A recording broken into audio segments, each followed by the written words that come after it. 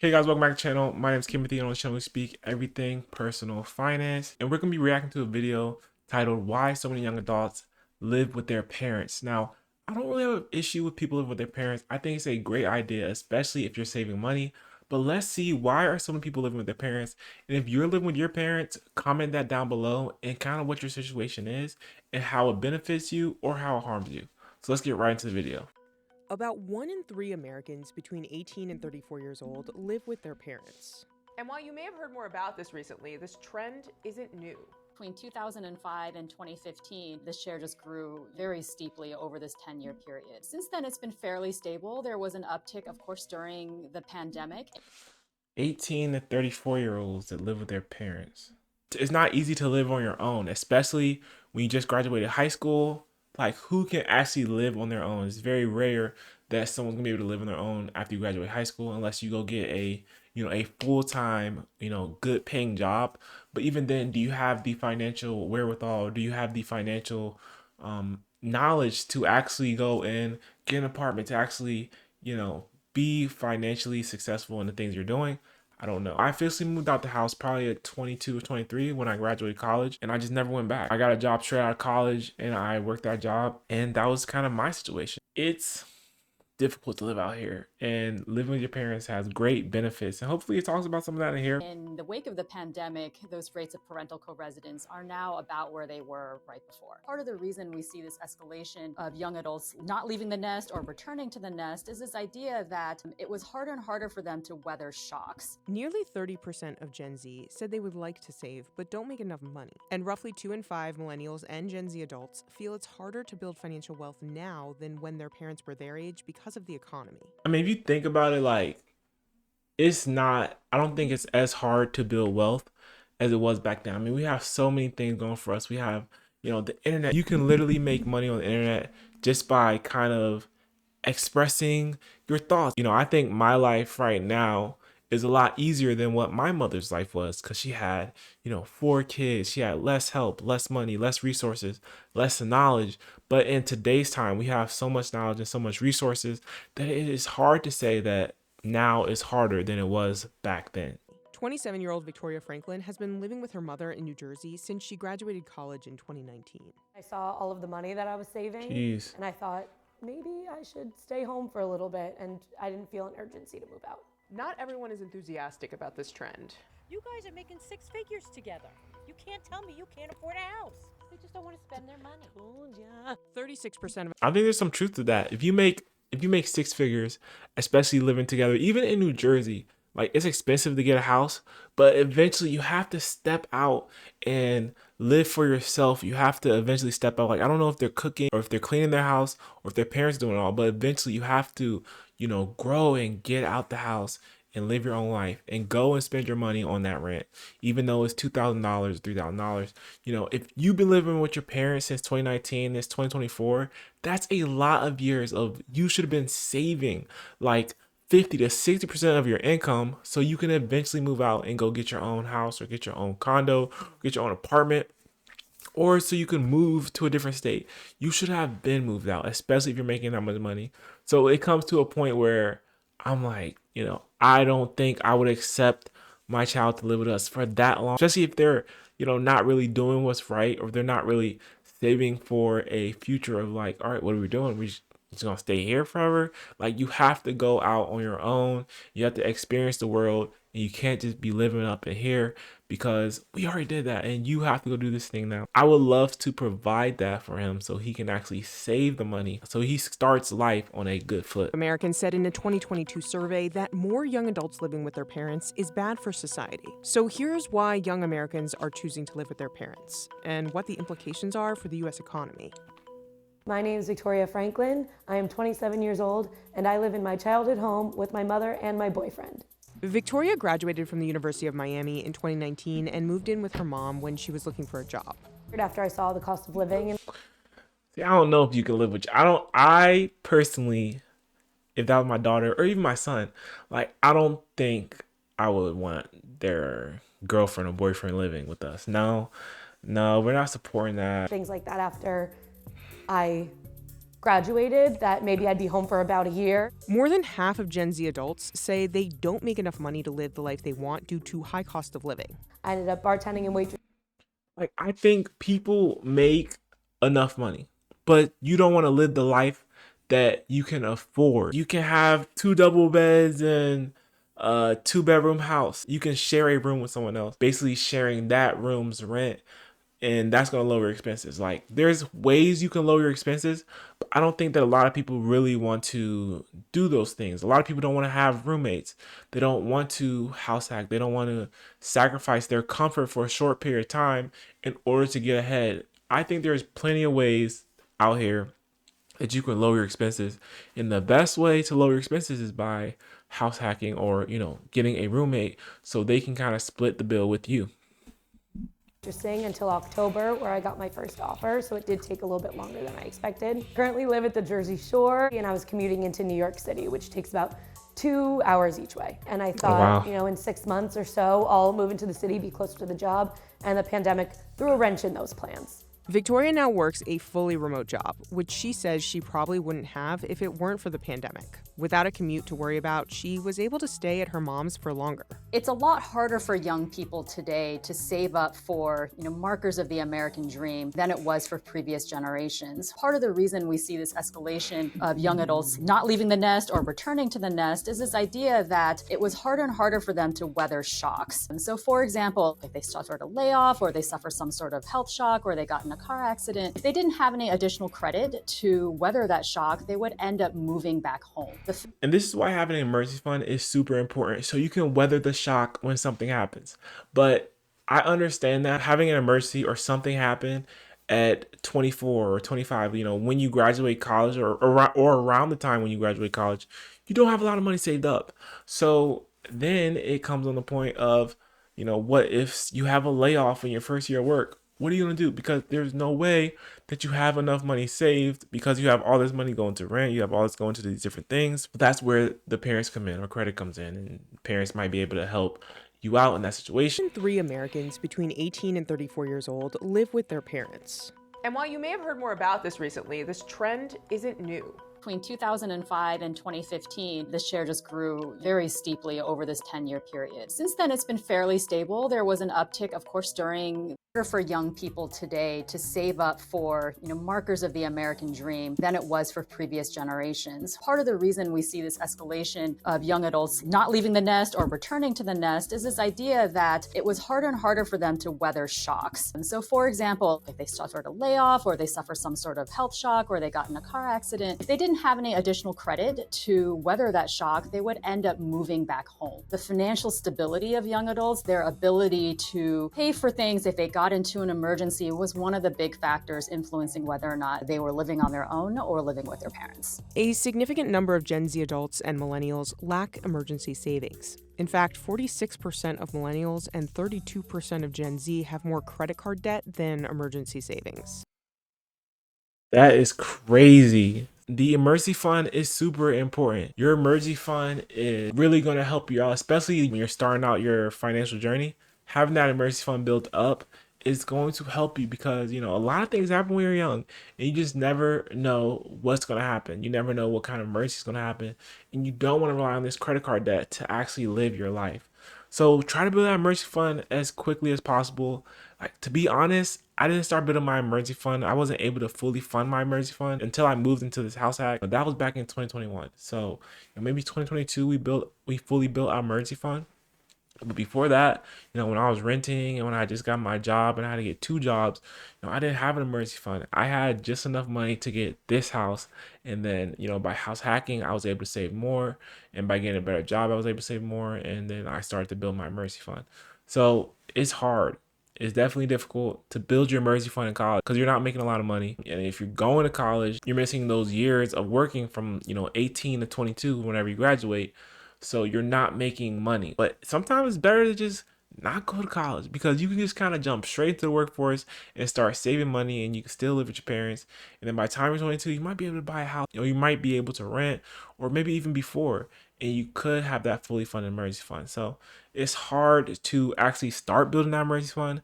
And some people take out credit card debt, but when you get that job, when you get that big boy, that big girl job, work your butt off so you can build that emergency fund, so you're not, within these categories, within these percentages of people that hold more credit card debt than emergency savings. This can have ramifications for setting up a financial future.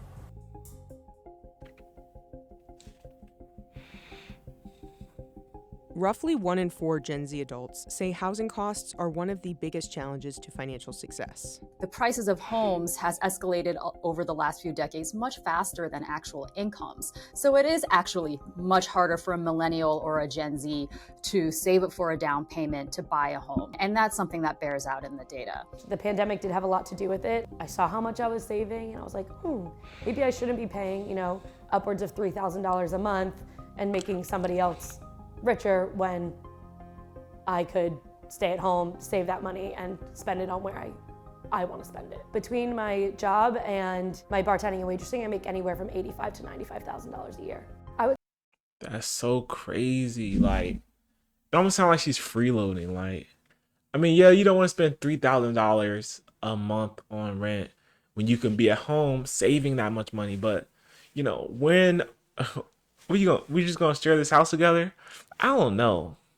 I'm not fully on board with you staying home for that long. I mean, you have to get out here on your own.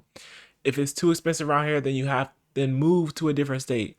Move to, the Midwest, and you can still come here and travel because now you're saving more money because you're not spending as much money. So now you can spend more money on traveling and going different places. But making $95,000 living at home is crazy. About 40 to 50% of my salary is going right into savings. My mentality is, Oh, there you go. Why rent? And 40 to 50% of our salary going into savings. If you live with your parents, I want more. I want 60 to 70% because, don't go out there and get that car payment. Don't go out there and, get into credit card debt. Save as much money as you can. Have these goals in mind of what you want to do with this money so you can kind of work harder, so it can kind of motivate you to save more. Give my money to someone else when I can start to own. And so a big chunk of that money is going to go towards a down payment on a house. And there people go. One thing I talk about on the channel a lot is owning a home is not everything. There's a lot that goes to owning a home. And she's talking about living in New Jersey where there's homes that cost 400 to 600,000 to actually live in these homes, and then you're putting down a lot of money, and then once you get this home, your taxes are going to be high, your insurance is going to be high, it's going to go up every year, and you're going to have a lot of maintenance on these homes.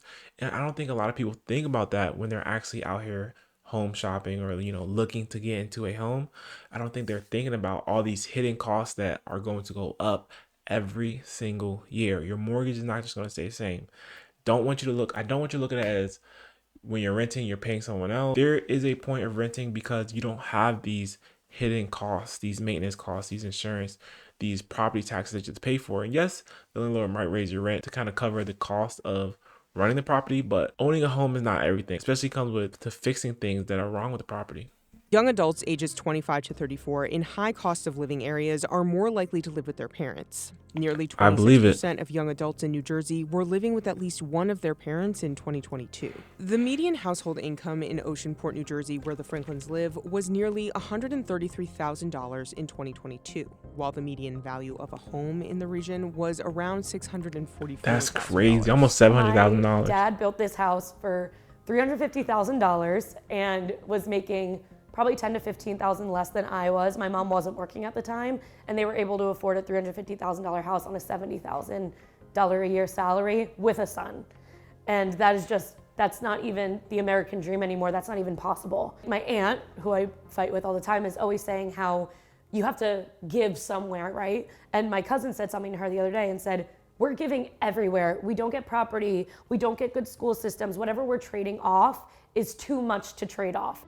Victoria had brought up some conflict with her aunt a few times. Then move. Like, you don't have to live in this area. Like, I know you're from this area, but there is a whole country out here of houses, of a community that you can afford, and it might still have those good school districts. It might still have those good amenities, but you have to look. These areas, these high cost living areas are outpriced. Boston, Maryland, DC, New Jersey. We cannot afford to live there no more.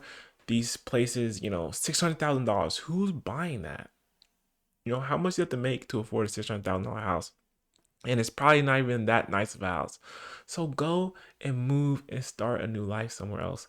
I am a huge advocate of moving to different cities, moving to the Midwest, moving to cities that are more affordable, because I feel like overall your life would be a lot better if you're actually able to afford life and live comfortably. Oh, this is my Aunt Judy.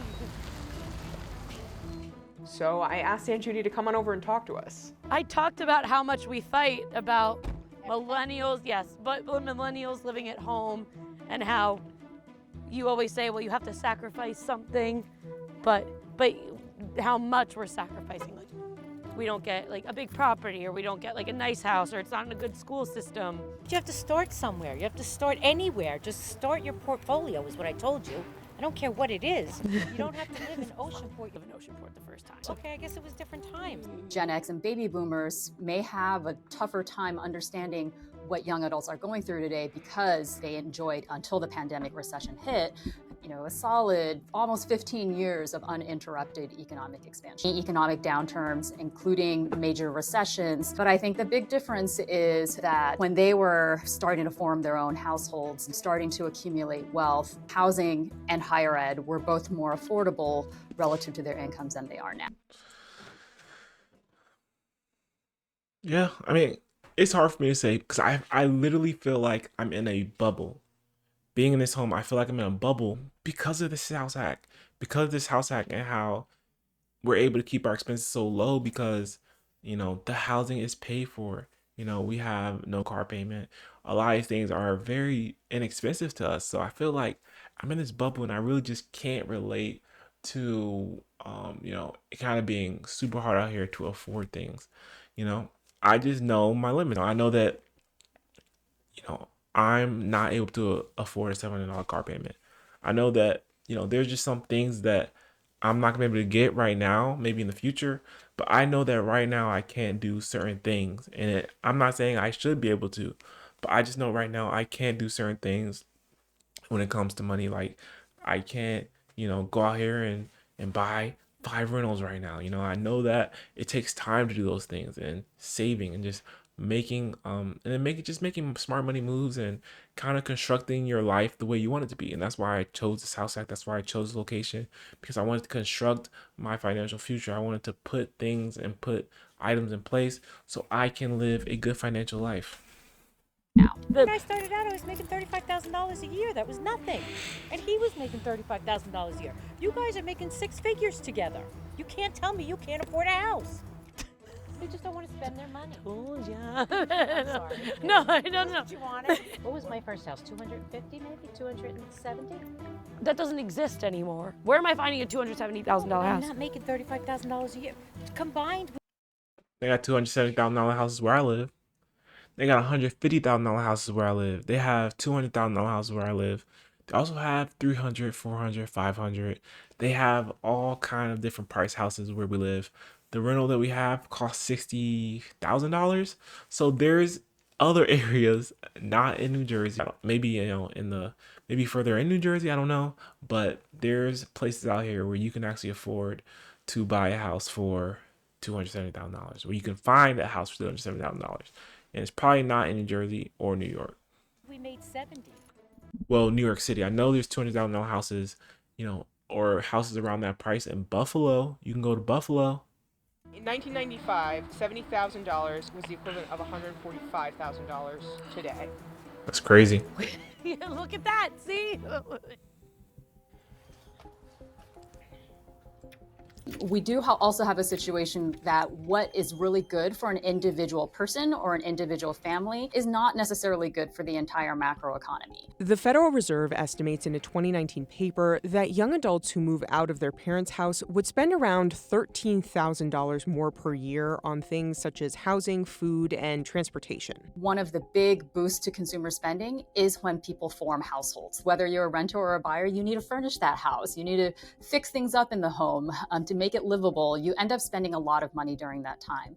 So But it doesn't have to be a lot of money. Like, we literally found a free couch that we had from 2020 to about 2022, because then we were able to save up and buy the couch we have now. Of course in cash, because we're not doing credit on those things. I had a blow mattress for a long time. You can go Facebook Marketplace and get different furniture pieces. There's so many ways that you can afford furniture, but people don't want to do that. They want to get the furniture they always wanted. They want to get the super expensive furniture. They don't want to go on Facebook Marketplace. They don't want to fix up furniture they find on Facebook Marketplace or the furniture they find at the Goodwills. They want to go to Ashley Furniture, put a $4,000 or $6,000 couch or $2,000 bed on a credit card and pay that off over the months, pay that off over the years, and that's how they want to do. So this is because you want to do it, not because you have to. You don't have to furnish your apartment right away. You don't have to furnish your apartment. You need a bed,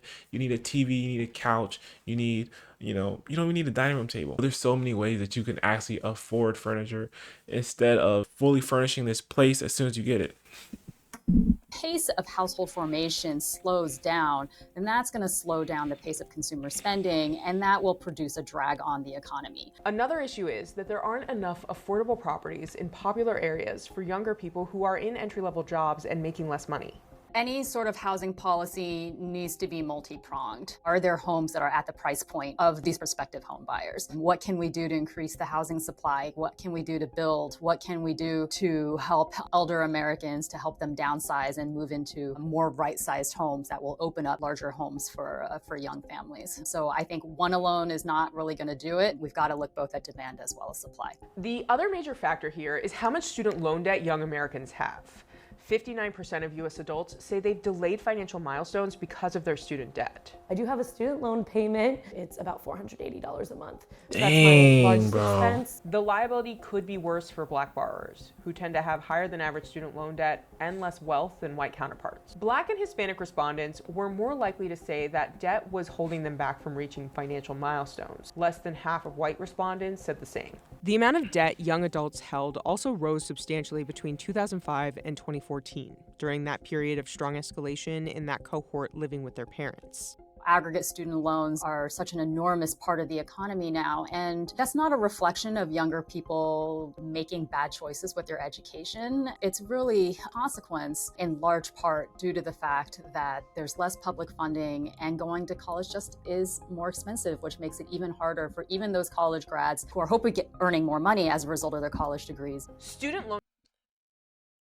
And I do have student loans, but being able to be in this house hack has allowed me to pay over the minimum of what I'm paying on it. So I want to be paid. I want my student loans paid off in about 3 years. So I've really been paying on my student loans for maybe about 6 years because they were also in forbearance, which I wasn't paying for. I was actually saving for this house. But student loans definitely do hinder your ability to put money elsewhere. But make sure when you do go to college that you're actually getting student loans for a degree that's going to bring you some money and not a degree that you don't really need to get a job. For example, I didn't need my criminal justice degree to be doing the job that I'm doing right now. I didn't go to school with the right mindset of getting the right degree to pair with the right job. I went with the mindset of, I need to go to school because I need to go to school. And that's just what I'm supposed to do. That was my mindset back then, but now I know that is probably not the right way to do it. Loan debt by itself can't explain the phenomenon, especially considering so many European countries with much less student loan debt have higher rates of young adults living with their parents. 24 out of 29 European countries had more 18 to 34-year-olds living with their parents in 2021 than the US. It was over 70% in Italy, Portugal, Greece, Serbia, and Croatia. Well, that's enough of that. Yes, I have met people where it is common that they'll stay in the house until they get married and then they'll move out. So it is common in a lot of cultures, but it's just an American culture. It's not very common. When you're living with your parents, it's more like, when are you leaving this house? Instead of me or us accepting you living here, especially once you graduate college, making your own money. But when you start making a family, when you start having kids, when you start, having a boyfriend and you want the boyfriend to move here, I think it's time to go. That's me personally. What do you guys think about this? What do you guys think about this video? Are you still living with your parents? When you have a child, will you let them live with you? And how long will you let them live with you? Do you give them a time limit on when they have to move out? What's that conversation gonna look like? So it's an interesting video. Hope you guys enjoyed this video. And if you did, leave a like and subscribe to my channel. And I'll see you guys in the next video.